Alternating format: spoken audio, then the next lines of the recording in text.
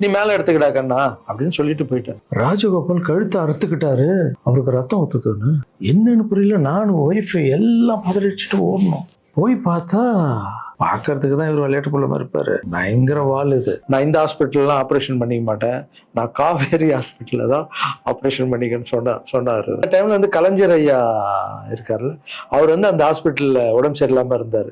இவர் அந்த நியூஸ் எல்லாம் பார்த்துட்டு காவேரி ஹாஸ்பிட்டல் தான் சிஎம் எல்லாம் இருக்காங்கல்ல, அதான் பெரிய ஹாஸ்பிட்டல், அங்கதான் எனக்கு வேணும். அதான் நான் அங்கிள் சொல்லிட்டேன் உன்னை பத்தி எல்லாமே. நான் கொஞ்சம் உண்மையா சொன்னேன்.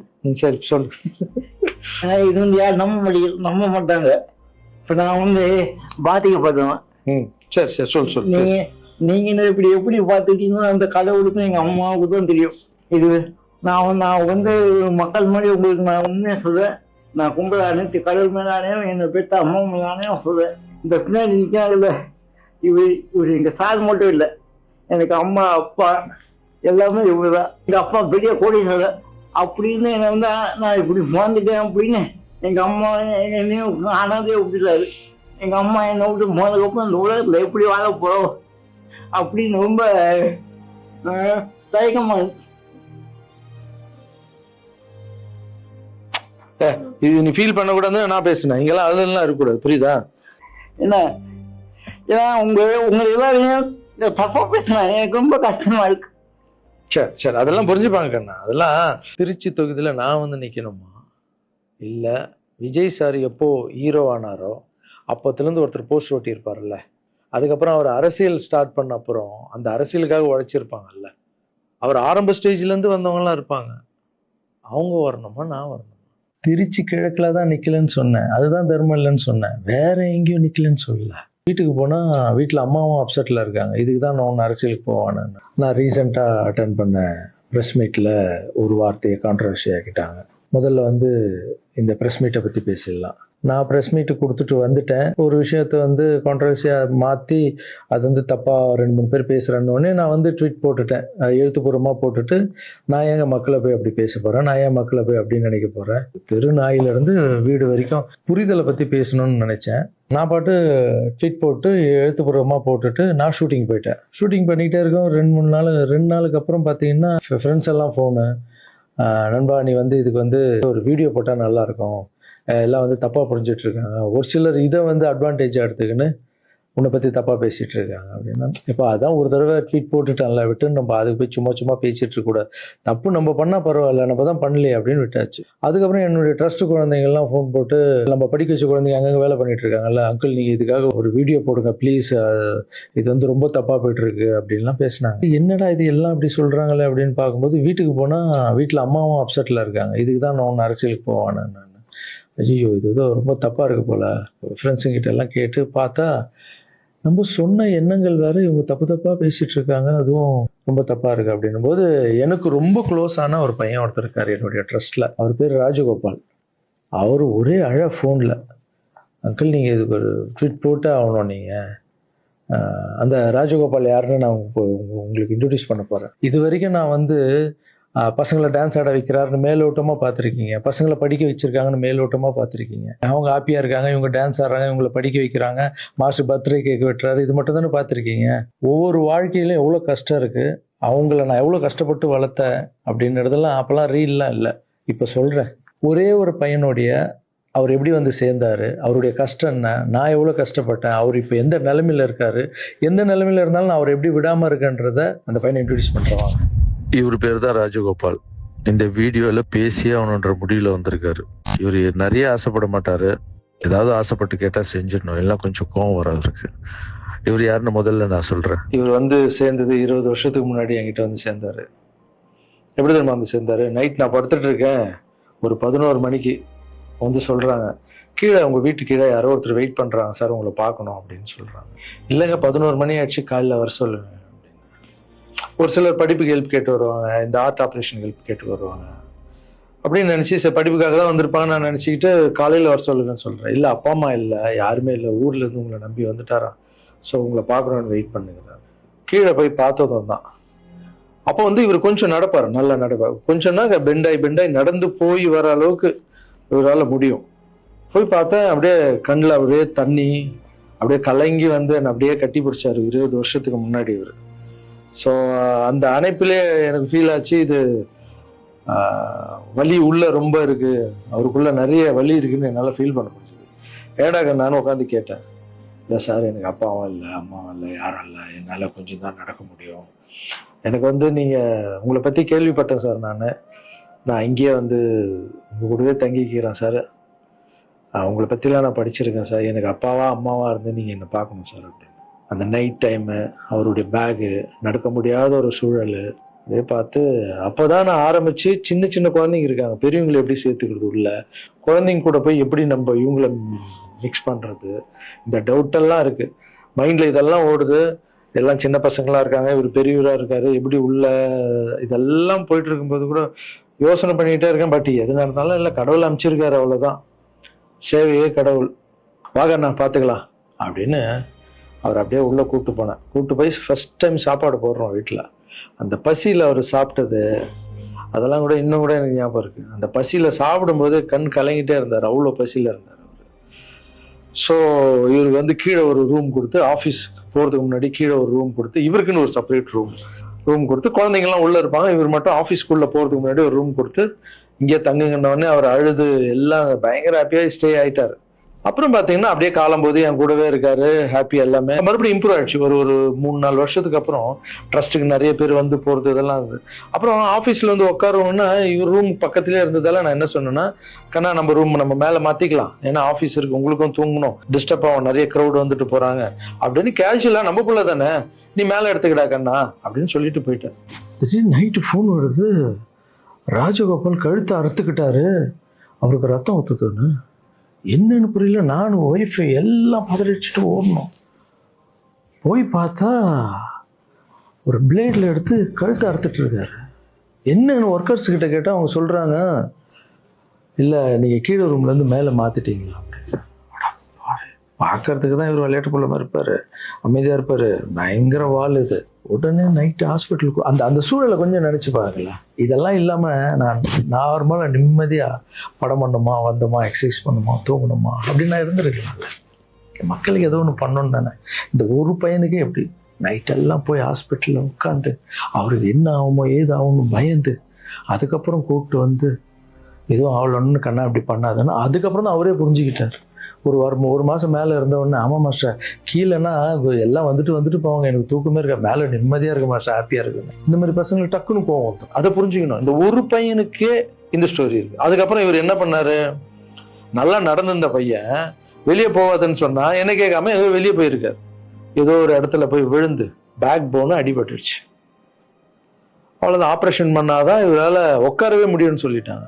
சரி, ஒரு ஹாஸ்பிட்டல் நான் டிசைட் பண்ணி ஆப்ரேஷன் போனாலும், நான் இந்த ஹாஸ்பிட்டல்லாம் ஆப்ரேஷன் பண்ணிக்க மாட்டேன், நான் காவேரி ஹாஸ்பிட்டலில் தான் ஆப்ரேஷன் பண்ணிக்கன்னு சொன்னார் அவர். ஏன்டா அது காவேரி ஹாஸ்பிட்டல், அந்த டைம்ல வந்து கலைஞர் ஐயா இருக்காருல்ல, அவர் வந்து அந்த ஹாஸ்பிட்டலில் உடம்பு சரியில்லாமல் இருந்தார். இவர் அந்த நியூஸ்லாம் பார்த்துட்டு காவேரி ஹாஸ்பிட்டல் தான், சிஎம்லாம் இருக்காங்கல்ல, அதான் பெரிய ஹாஸ்பிட்டல், அங்கே தான் எனக்கு வேணும். என்ன பண்றது, தம்பி போல புள்ள மாதிரி வந்துட்டாரு. அதே காவேரி ஹாஸ்பிட்டல் கூட்டு போய் அங்க ஒரு டாக்டர், இப்ப டாக்டர் பேர் என்ன கண்ணா? ஷாம் சுந்தர் டாக்டர். இப்ப கூட போய் பாத்துட்டு வந்தீங்கல்ல, இப்ப கழுத்துக்கு அவர் ப்ராப்ளம், இப்ப போய் பாத்துட்டு வந்திருக்காரு. உங்களுக்கு ஆபரேஷன் எத்தனை நாள் ஆச்சு, எத்தனை வருஷம் ஆச்சு?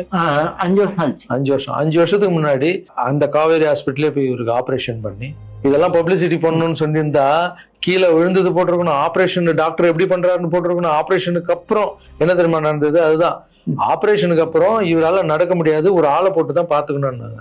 அப்புறம் இவருக்கு ஒரு அம்மா வேலைக்கு ஆளை போட்டோம் இவரை பாத்துக்கிறதுக்கு வீட்டுல. இதெல்லாம் என் சொந்த வீட்டுல வளர்க்குறேங்க, நான் ஃபர்ஸ்ட் வாங்கின வீட்டுல வளர்க்குறேன். ஆமா, இதெல்லாம் என்ன சர்வீஸ், மக்களுக்காக பண்றது. மக்கள் பணத்தால் தான் நான் நல்லா இருக்கேன். மக்களை போய் நான் தப்பா பேசணும்னு சொன்னோன்னே வலிச்சிருச்சு. எங்க அம்மாவே வீட்டுக்கு போற அழுதுட்டாங்க, இதுக்குதான் நீ அரசியலுக்கு போவானான்னு சொன்னேன். ஒரு பையனுக்கு எப்படின்னா, எத்தனை பிசிக்கல் சேலஞ்ச் நீங்க பாத்துருப்பீங்க, என்னெல்லாம் நடந்திருக்கும் என் லைஃப்ல. அதை விட 60 குழந்தைங்களுக்கு என்னென்ன ப்ராப்ளம். ஒரு குழந்தைக்கு கொரோனா வந்து எல்லா குழந்தைக்கும் கொரோனா வந்து. இப்பதான் வந்து ட்ரஸ்ட்ல எல்லா பசங்களும் பெருசாயிட்டாங்க, ஒரே ட்ரஸ்ட்ல இருக்கக்கூடாதுன்னு பசங்க அங்கங்க படிக்க வச்சு அவங்க பாட்டி வீட்லயே அங்கங்க இருக்காங்க. இப்போ ஒரு வாரத்துக்கு முன்னாடி தான் ஃபாதர்ஸ் டே வந்தது. நான் வளர்த்த குழந்தைங்க எல்லாரும் எனக்கு வந்து செலிப்ரேட் பண்றாங்க. இன்னும் நம்ம இங்க தானே வளர்ந்தோம், அப்பா தானே வளர்த்தாருன்னு என்னை பார்த்து இந்த பூச்செண்டு கொடுக்கும் போதெல்லாம் எனக்கு அவ்வளோ ஒரு சந்தோஷம். அதனுடைய அன்பு பார்த்தீங்கல்ல, யாருக்காவது கிடைக்குமா? ஸோ இதெல்லாம் மக்களுக்கு மேல வச்சுட்டு இருக்க அன்பு மட்டும்தான். நீ பேசணுமா? என்ன பேச போற? அதான் நான் அங்கிள் சொல்லிட்டேன் உன்னை பத்தி எல்லாமே. இல்லை நான் கொஞ்சம் உண்மையாக சொல்லணும். சரி சொல்லு. ஏன்னா இது வந்து யார் நம்ப மாட்டாங்க. இப்போ நான் வந்து பாதிக்கப்பட்டவன். சரி சரி சொல்லு. நீங்க என்ன எப்படி பார்த்துட்டீங்கன்னா அந்த கடவுளுக்கும் எங்க அம்மாவுக்கு தான் தெரியும். இது நான் வந்து மக்கள் மாதிரி உங்களுக்கு நான் உண்மையா சொல்றேன். நான் கும்பல அனைத்து கடவுள் மேலானேயும் என்னை பெற்ற அம்மா மேலானேயும் சொல்றேன். இந்த பின்னாடி நிற்காதுல்ல இவர் எங்க சார் மட்டும் இல்லை, எனக்கு அம்மா அப்பா எல்லாமே இவருதான். எங்க அப்பா பெரிய கோடீஸ்வரர் அப்படின்னு என்ன வந்து நான் இப்படி வாழ்ந்துட்டேன் அப்படின்னு எங்க அம்மா என்னையும் அனாதையை விட்டுட்டாரு. எங்க அம்மா என்னை விட்டு போனதுக்கப்புறம் இந்த உலகத்துல எப்படி வாழ போறோம் அப்படின்னு ரொம்ப தயக்கமா இருக்கு. இது நீ ஃபீல் பண்ண கூடாது, நான் பேசுனேன். இங்கெல்லாம் அதெல்லாம் இருக்கக்கூடாது, புரியுதா? இல்ல ஆமா இதெல்லாம் அழக்கூடாது. நீ ஸ்டாப் பண்ணி பேச வேணாம். நீ பேச வேணாம். நான் பேச ஆகணும். உனக்கு அடைக்கண்டா, தொண்டை அடிச்சுன்னா பிரச்சனை. என் உயிரை போனாலும் பரவாயில்ல, என்ன என் உயிருக்கு கொடுத்துருக்கீங்க. இப்போ எங்க அம்மா என்ன எப்படி 10 மாசம் சுமந்து பெற்றாங்களோ அது மாதிரி இப்ப நான் உயிரோட உங்க முன்னாடி இருக்கேன்னா இந்த இவரு கொடுத்த தெய்வமும் இவரு கொடுத்த 10 லட்ச ரூபா செலவு பண்ணி தான் நான் இப்போ உட்காந்துருக்கேன். என்னோட தகுதிக்கு அவ்வளவு கூடிய ஹாஸ்பிட்டல் நான் போய் ஆப்ரேஷன் பண்ணது கனவு கூட நினைக்க முடியாது. ஒருத்தர் ஹாஸ்பிட்டல் போய் சேர்க்கும் போது அவங்க சொந்த பந்தம் எல்லாரும் வந்து பார்ப்பாங்க. ஆனா என்னையாலும் வந்து பார்க்கறதுக்கு ஆள் கிடையாது. ஆனா என் மாசு அந்த ஒரு கொலை கூட தெரியாம டெய்லி வந்து பார்ப்பாரு. போதும் உங்க பேர் ஆல்ரெடி கழுத்து வலியில இருக்க, ரொம்ப பேச எமோஷனலா டிஸ்டர்ப் ஆகும். உங்க கிட்ட போய் சொல்ற இந்த உலகத்துக்கு நான் வந்து நீங்க எப்படி சொல்லி நான் போனா கூட பரவாயில்ல. என்ன ஏன்னா உங்க எல்லாரையும் தப்பா பேசினா எனக்கு ரொம்ப கஷ்டமா இருக்கு. சரி அதெல்லாம் புரிஞ்சுப்பாங்க கண்ணா. அதெல்லாம் மக்கள் தப்பா பேசல, தப்பா பேசுற மாதிரி பண்றாங்க. நான் சொந்த வீட்டை கூட எங்களுக்காக கொடுத்துட்டு ஒரு வாழை வீட்டுல போயிருந்தாரு. இந்த காலத்துல அப்படி யாருங்க செய்வா? இந்த ஒரு பையனுடைய வாழ்க்கையில எவ்வளவு கஷ்டங்க. எத்தனை குழந்தைங்க வளர்த்திருப்பேன், எவ்வளவு கஷ்டத்தை பார்த்திருப்பேன். எனக்கு ஒண்ணு பண்ணுங்க, எங்க அண்ணன் தப்பா பேசியிருக்க மாட்டாரு. யார் என்னதான் சொன்னாலும் அவரு இதை பண்ணியிருக்க மாட்டாருன்ற சப்போர்ட் மட்டும் எனக்கு போதும். ஏன்னா எங்க அம்மாண்ட ஃப்ளோ கெஞ்சி எத்தனை வருஷத்துக்கு அப்புறம் அம்மா ப்ளீஸ்மான்னு சொல்லி விஜய் சார் வந்ததால ஒரு நம்பிக்கை வந்து அம்மா போன்னு சொன்னாங்க. இப்போ இந்த விஷயம் எப்போ ஸ்டார்ட் ஆச்சோ இந்த கான்ட்ரவர்சி, அப்பத்துலேருந்து அம்மா மறுபடியும் பார்த்தியா நான் இதான் சொன்னார். ஏன்னா அம்மாவுக்கு 70 வயசு ஆயிடுச்சுப்பா, அவங்க சொல்லி புரிய வைக்க முடியாது. அம்மா ஒரு சிலர் தான் வீடியோ போடுறான், பொதுமக்களுக்கு ஒன்றுமே இல்லை, நம்ப மாட்டாங்கம்மான்னு சொன்னால் கூட அவங்களுக்கு ஒரு மாதிரி இருக்கும். வயசானவங்க நம்ம போய் எழுத்தும் பேச முடியாது. ஏன்னா நிறைய பேர் நான் பார்க்குறேன், இன்னும் எல்லாத்துக்கும் அம்மா அம்மா அம்மா அம்மான்னு. அம்மா தானே சார் எனக்கு என்னுடைய ஃபஸ்ட்டு ரசிகை, எங்கள் அம்மா ஃபஸ்ட்டு குரு, ஃபஸ்ட்டு டீச்சரு, அதுக்கப்புறம் என்னுடைய தெய்வம், என்னுடைய பெஸ்ட்டு ஃப்ரெண்டு, எல்லாமே என் வாழ்க்கையில் தாய் தாங்க. தாய் இல்லைன்னா நான் இல்லவே இல்லைங்க. நான் மட்டும் இல்லைங்க, இந்த உலகத்தில் யாருமே இல்லை. என் தாயுடைய ஆசீர்வாதம் இல்லைன்னா நான் வந்து இருக்க முடியாது. நான் பேசினா தாயின்னு வரும், அது வரலன்னா தான் தப்பு. நீங்கள் என்ன எல்லாத்துக்கும் தாய் தாய் தாய், நான் அப்படி தான். அப்புறம் இன்னொரு வார்த்தை கூட கேட்குறீங்க, ஏன் வர்றதுன்னா வர வேண்டியதானே, ஏன் மக்கள்கிட்ட போய் கேட்கணும்? மக்கள் திருப்பி மகேஷன் திருப்பின்ட்டு இருக்குல்ல. மற்றவங்களாம் கேட்க மாட்டாங்க, வந்துடுவாங்க. நான் மற்றவங்க கேட்க மாட்டாங்க, நான் கேட்பேங்க. என் சொந்தத்தை எல்லாரையும் கேட்குறேன். அதுமாரி மக்கள்கிட்ட ஒரு வார்த்தை கேட்டா என்ன தப்பு? ஏன்னா அவங்க தான் என்னை வாழ வச்சாங்க. அவங்க தான் ஒரு வேளை வந்து லாரன்ஸ்னா நீ அரசியலுக்கு வராத, ட்ரஸ்ட் விஷயமே போதும்னு ஒரு வேளை அவங்க நினச்சிருந்தா கேட்குறதுல என்ன தப்பு? அவங்களுக்கு மரியாதை கொடுக்குறதுல என்ன தப்பு? இனிமேல் நான் கேட்டு தான் பண்ணுவேன். 4 பேருக்கு சாப்பாடு போட்டால் அரசியலுக்கு வந்துடலாமா? மாற்றுத்திறனாளிக்கு 2 பேருக்கு டான்ஸ் சொல்லி கொடுத்துட்டா அரசியலுக்கு வந்துடலாமா அப்படின்னு கேட்குறீங்க. நான் 4 பேருக்கு சாப்பாடுலாம் போடலாங்க. பார்த்தீங்கல்ல, ஒருத்தருடைய லைஃபையே வளர்த்து எடுக்கிறேங்க. ரொம்ப கஷ்டம். எல்லாரும் அரசியலுக்கு நான் வந்த அப்புறம் இதை பண்ணுறேன் அதை பண்ணுறேன்னு சொல்லுவாங்க. ஆனால் நான் பண்ணிட்டு வரேன்னு சொல்கிறேன். இன்னும் வரேன்னு கூட சொல்ல. அதுக்குள்ளே அப்படி பேசாதீங்க. 4 பேருக்கு சாப்பாடு போட்டு அரசியலுக்கு வந்துடுறேன். நான் என்னுடைய கஷ்டம் ரொம்ப பெரிய கஷ்டங்க. ரொம்ப வலி இருக்குது எனக்குள்ள. நான் நிஜமாக உழைச்சிருக்கேன். இதெல்லாம் கேட்கும்போது மனசுக்கு ரொம்ப கஷ்டமாக இருக்குது. முன்னாடி ஏதோ பேசிட்டீங்க, இந்த வீடியோ பார்த்தீங்களா, இப்போவாது என் கஷ்டம் புரிஞ்சிருக்கும். இனிமேல் அப்படி யாரும் தப்பாக பேசாதீங்க.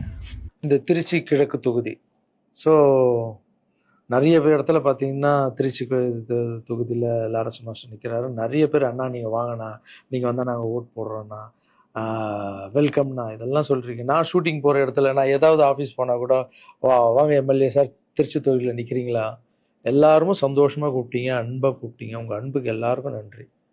பட் அது எது தர்மம்னு ஒன்று இருக்குல்ல, என் மனசில் இருக்குதான் நான் இன்றைக்கி சொல்லிட்டு இருக்கேன். திருச்சி தொகுதியில் நான் வந்து நிற்கணுமா, இல்லை விஜய் சார் எப்போ ஹீரோ ஆனாரோ அப்போத்துலேருந்து ஒருத்தர் போஸ்ட் ஓட்டியிருப்பார்ல, அதுக்கப்புறம் அவர் அரசியல் ஸ்டார்ட் பண்ண அப்புறம் அந்த அரசியலுக்காக உழைச்சிருப்பாங்கல்ல, அவர் ஆரம்ப ஸ்டேஜ்லேருந்து வந்தவங்கலாம் இருப்பாங்க. அவங்க வரணுமா, நான் வரணுமா? விஜய் சார் வீட்டில் இன்னும் எத்தனை பேர் திருச்சிக்காக வெயிட் பண்ணிட்டு இருக்காங்களோ நம்மளுக்கு என்ன தெரியும்? அது விஜய் சார் டிசைட் பண்ணணும். விஜய் சார் யார் நிற்க வைக்கிறாங்களோ யார் வேணாலும் ஜெயிப்பாங்க. ஏன்னா விஜய் சார் முகத்துக்கு தானே ஓட்டு விடுது. ஸோ அந்த இடத்துல போய் நான் போய் நிற்கிறதுன்றது அது தர்மமே இல்லைல்ல. யாரோ ஒருத்தர் விதை போடுவாங்க, அங்கே செடி முளைக்கும், அதுக்கு வேலி கட்டுவாங்க, அதை பாதுகாப்பாங்க. ஒரு மரம் ஒன்று வரும், அந்த மரத்தில் ஒரு பழம் வரும். அந்த பழத்தை நான் எடுத்து சாப்பிட்ணுமா, விதை போட்டவங்க சாப்பிட்ணுமா? ஒரு வேளை நம்ம போய் சேரணும்னா எப்படி தெரியுமா சேரணும்? ஃபஸ்ட்டு உறுப்பினராக போய் சேரணும். உறுப்பினராக சேர்ந்து அந்த கட்சிக்காக 3 வருஷம் உழைக்கணும், 4 வருஷம் உழைக்கணும். கட்சியுடைய எல்லா நல்ல திட்டங்களையும் எடுத்துன்னு போய் வெளியே சொல்லணும். கடமையை செய், பலனை எதிர்பார்க்காதன்றது தான் என்னுடைய கோட்டை. உழைக்கணும். அப்புறம் கட்சி மேலிடம் பார்த்து, சிஎம் பார்த்து நல்லா உழைக்கிறாங்க ஒரு போஸ்ட் கொடுத்தா அந்த போஸ்ட்டில் நம்ம இருந்து என்ன பண்ணணுமோ அதை பண்ணணும். அது தர்மம். நான் ஃபஸ்ட்டு என்னுடைய நிலைப்பாடை சொல்கிறேன். நான் எதுக்கு அரசியல் வந்திருக்கேன், ஏன் வந்திருக்கேன், யார் கூட போக போகிறேன் அப்படின்றத இன்ஃபார்ம் பண்ணுறேன். ஒரே ஒரு விஷயம் அவர்கிட்ட ஹெல்ப் கேட்க போகிறேன், எனக்காக இல்லை. எப்படி நம்ம ஹெல்ப் கேட்க போகிறேன்? கலைஞர் ஐயா இருந்தார், அவர் இருக்கும்போது நான் ஒரு சில குழந்தைங்கிட்ட ஆப்ரேஷனுக்கெல்லாம் ஹெல்ப் கேட்டேன், அவரும் பண்ணார். அதுக்கப்புறம் உதயநிதி ஸ்டாலின் சார், அவர்கிட்ட இப்போ தான் லேட்டஸ்ட்டாக ஒரு 2 மாதத்துக்கு முன்னாடி என்னுடைய மாற்றுத்திறனாளி பசங்க மல்லர் கம்பம் கற்றுக்கிட்டாங்க. மல்லர் கம்பம்னா ஒரு கட்டையை வச்சுட்டு அதுக்குள்ளே டான்ஸ் ஆடுறது கஷ்டப்பட்டு கற்றுக்கிட்டாங்க. அவங்களுக்கு ஷோஸ் எல்லாம் வேணும்னு அவர் நம்பர் என்கிட்ட இல்லை, கேட்டு வாங்கி ஒரு வீடியோ அனுப்பிவிட்டேன், அவ்வளோதான். அவர் என்ன பண்ணார்னா ஸ்டாலின் சார் சிஎம் சாருக்கு இதை அனுப்பி கேட்டு ஒரு வாரத்தில் சிஎம் சார் முன்னாடி ஆட வச்சுட்டாங்க. ஸோ அவங்கெல்லாம் அப்படி பண்ணியிருக்காங்க. அப்புறம் அன்புமணி ராமதாஸ் சார் பண்ணியிருக்காரு. நிறைய குழந்தைங்க ஆப்ரேஷன், அவர் ஹெல்த் மினிஸ்டராக இருக்கும்போது, நீங்களே நடிகராக இருக்கும்போது நான் ஒரு குழந்தைய கூப்பிட்டு வந்தேன், நீங்களே உங்கள் சொந்த காசை போட்டு ஆப்ரேஷன் பண்ணி அந்த குழந்தைய காப்பாற்றி கொடு. நடிகராக இருக்கும்போதே ஒரு குழந்தைய காப்பாற்றிங்க, இப்போ சிஎம் ஆகிட்டீங்க, தைரியமாக அந்த உரிமையோடு கேட்பேன். ஒரு 1000 குழந்தைக்கு பண்ணு, 1000 என்ன நீங்கள் நினச்சா என்ன வேணால் பண்ணலாம் உங்கள் மினிஸ்டர்ஸ் கிட்ட சொல்லி. அது உரிமையோடு வந்து நான் போய் கேட்கறதில்ல, நியாயம் இருக்குது. அது சிஎம் பண்ணும்போது அதை வெளியே வந்து சிஎம் எனக்காக என் நண்பர் வந்து இத்தனை ஆப்ரேஷன் பண்ணார், இத்தனை குழந்தைங்க இந்த ஹெல்ப் பண்ணாருன்னு அப்போ பெருமையாக சொல்லிக்கலாம். நம்ம அதுக்குன்னு ஃபீல் பண்ணுறாதீங்க, அண்ணன் அரசியலுக்கு வரமாட்டார் போல். திருச்சி கிழக்கில் தான் நிற்கலன்னு சொன்னேன், அதுதான் தர்மம் இல்லைன்னு சொன்னேன், வேற எங்கேயும் நிற்கலன்னு சொல்லல. நிற்போம் பொறுமையாக, அடி மேலே அடி எடுத்து வச்சு, அவசரப்பட்டு என்ன இது சீக்கிரம் வாங்கலாம் அப்படின்னு சொல்கிறேன். என்ன காய்கறி கடையாக போய் வாங்குறதுக்கு? இவ்வளோ நாள் நம்ம உழைச்சி காப்பாற்றி வச்ச பேரெல்லாம் ஒருத்தருக்கு போய் சரண்டர் பண்ணிவிட்டு அவங்களுக்காக உழைக்க போகிறோம்னா அங்கே நம்மளுக்கு சீட்டு வேணாம், எதுவும் வேணாம், மரியாதை. எங்கே நம்மளுக்கு மரியாதை நல்லா கிடைக்குதோ, யார் கூட போய் சேர்ந்தா மக்களுக்கு நல்லது நடக்குமோ எல்லாம் திங்க் பண்ணி அழகாக பண்ணுவோம். ஏதோ ஈஸியாக கிடைக்குதுன்னு எம்எல்ஏ சீட்டில் வந்து உட்காந்துக்கிட்டு, இல்லை மினிஸ்டர் சீட்டில் உட்காந்துட்டு பதவி அனுபவிக்கிறதுக்காக வருவேன்னா, என் சுயநலத்துக்காக வரேன்னா, இல்லை மக்கள் பின்னாடி வந்து நிற்கிறேன், மக்கள் பிரச்சனைக்காக நான் வரேன். மக்கள் பிரச்சனைக்கு வர்றது தானே இங்கே கரெக்டான ஒரு விஷயம். இப்போ ஏதோ ஆசைக்கு ஏதோ கூப்பிடுறாங்க, அப்போ நமக்கு போயிட்டு பதவியை அனுபவிக்கலான்றது தப்பு இல்லைங்க. அதுதான் என்கிட்ட ஆல்ரெடி இருக்கேன், நான் சந்தோஷமாக தானே இருக்கேன், என்கிட்ட எல்லாமே இருக்கேன். மக்கள் பிரச்சனைக்காக நம்ம வந்து எங்கே போகணும், யார் கூட போகணும், எப்படியாப்பட்ட அரசியலை கையில் எடுத்தால் மக்களுக்கு நல்லது நடக்கும்ன்றத நல்லா திங்க் பண்ணி பொறுமையாக நானே உங்களுக்கு இன்ஃபார்ம் பண்ணுறேன். 2 படம் போயிட்டு எவ்வளோ சீக்கிரம் சொல்ல முடியுமோ நான் உங்களுக்கு சொல்கிறேன். தேங்க்யூ. சர்வீஸ் இஸ் காட், மாற்றம் சேவையே கடும். பாய்.